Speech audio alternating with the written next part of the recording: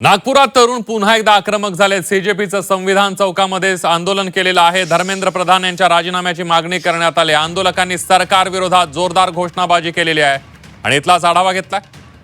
आपण बघतोय की नागपुरात तरुण पुन्हा एकदा आक्रमक झालेले आहे। सीजेपीनं संविधान चौकामध्ये आंदोलन केलंय। मोठ्या संख्येने हे तरुण 18 ते 25 मधले हे तरुण सगळे रस्त्यावर उतरल्याचं आपल्याला पाहायला मिळतंय।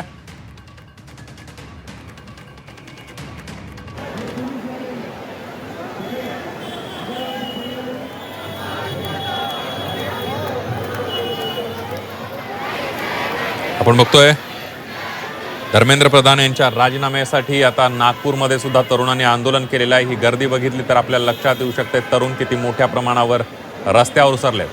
मुंबई असेल, पुणे असेल, राज्यभरातले अनेक जिल्हे असतील आणि नागपूर या सगळीकडेच मोठ्या प्रमाणावर तरुण रस्त्यावर उतरलेले आहेत। तुम्ही इथे सगळेजण जमलेले आहे, मोठ्या संख्येने तरुणाई सुद्धा जमलेली आहे। काय आता आपली मागणी एवढीच आहे की दिल्लीमध्ये जे दिल्ली पोलिसने जो आक्रोश दाखवला आहे, जसा लाठीचार्ज झालाय, जसे टिअर गॅस फेकण्यात आली आहे, एकदम जे लोक फक्त आपला हक्क मागत होते आणि ते काही तिथे रकस क्रिएट नाही करत होते। मला सांगा, एक खूप बेसिक गोष्ट आहे की लाठीचार्ज बिलो बेल्ट झाला पाहिजे। डोकं फोडण्यात आलंय, लोकांचे लहान मुलांना मारण्यात आलंय। हे याच्यासाठी झालंय कारण अमित शहा आणि सरकार घाबरते। हे जे आपण लोक म्हणत आहे की हे तानाशाहीकडे वाढत आहे, हे तानाशाह बनूच शकत नाही, कारण हे लोक घाबरट लोक आहे।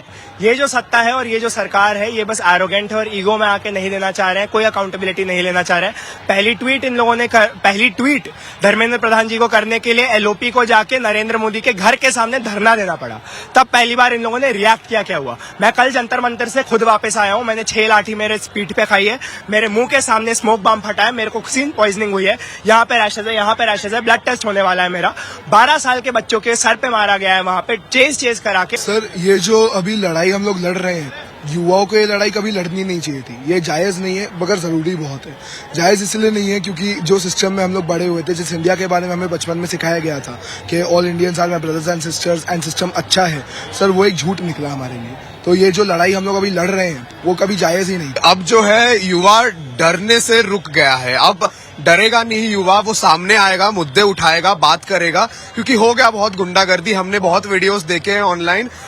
दिल्ली के पहले भी, दिल्ली के बाद भी गुंडागर्दी तो हमेशा चलती रही है। हे सगळा तरुणांचा आवाज आहे। मोठ्या संख्येने सगळे कॉक्रोच जनता पार्टीचे कार्यकर्ते किंबहुना अनेक तरुण खरं तर इथे पोहोचलेले आहे। खास करून तरुण वर्ग मोठ्या संख्येने या परिसरात दिसतोय। आज सुद्धा हजारोंच्या शेकडोंच्या संख्येमध्ये हे सगळे कार्यकर्ते इथे बसले आणि जोरदार अशी घोषणाबाजी इथे करण्यात येत आहे। झी मीडियासाठी व्हिडिओ जर्नलिस्ट सप्तशील सातपुतेसह अमर काणे, नागपूर।